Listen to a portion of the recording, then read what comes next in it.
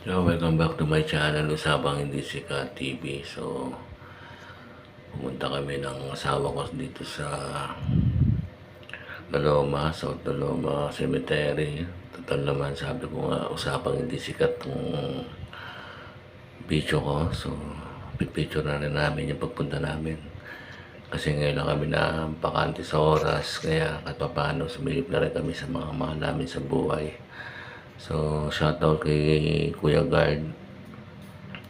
Yan, bago kayo pumasok, siyempre, kailangan ng ID para makapasok. So, eto, maganda ngayon kasi walang masyadong taong pumipisita rin sa mga mahal nila sa buhay. So, naisipan ko na rin gawa ng video para kahit pa paano, di ba?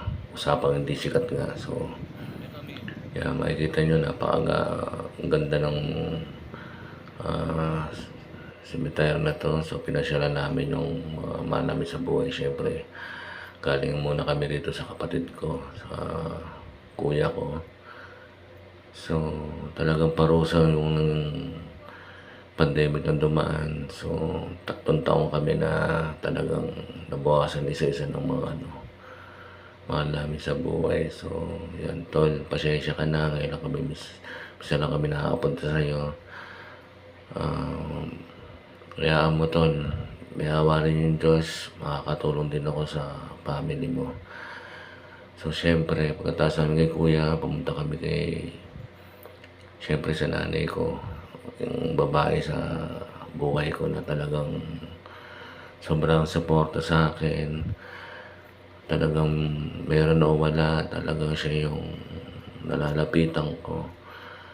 So, struggle talaga yung dumaan na pandemic. So, syempre yan, pagkakataon ulit na magpasalamat sa kanya at na alam ko naman na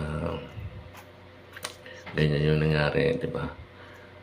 Yan, may mga bumibisita rin dito sa part na to. So, yan, medyo marami rin yan dito sa side ng nanay ko. Yan. Yan, tinignan namin yung nanay ko. Siyempre, pasalamat ako dyan. At nasimple lang na pagpunta namin, sana kahit pa paano na-appreciate niya, di ba? So, maraming salamat sa iyo, Nay. Sana lagi niyo kaming guide, lagi mo akong tingnan, ganun din yung mga apo mo, sana lagi mong tingnan sila. Siyempre, maraming salamat sa iyo, sa mga payo mo, sa mga pagmamahal mo sa amin. So, siyempre, ito, medyo malungkot, medyo talagang, maraming salamat sa iyo, Nay. So, ito yung pinakamalungkot na nangyari sa amin.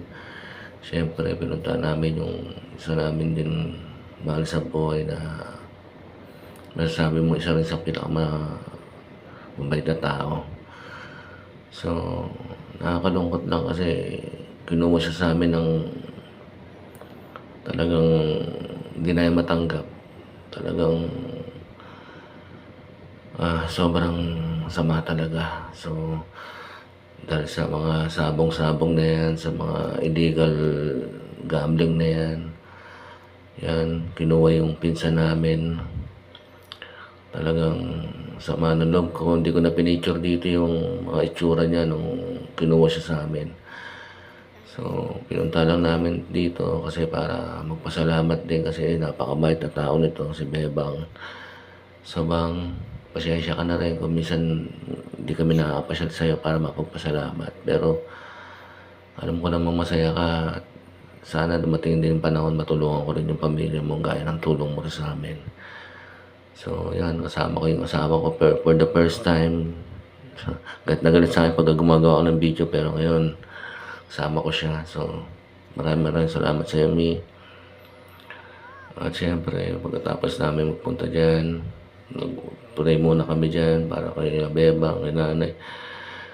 Syempre, kay Kuya F, hindi namin napuntahan kasi hindi ko naman masyadong alam. So, meron silang mga bagong rito sa Laloma. Dito parang meron na rin parang mga sa mga tawag dito yung mga cremate, cremate ka, dito mo pwede mo i-apply yung mga mahal mo sa buhay. So maraming salamat mga kaumay, hanggang dito na lang sa mga susunod na video. Maraming salamat po sa inyo. Salamat.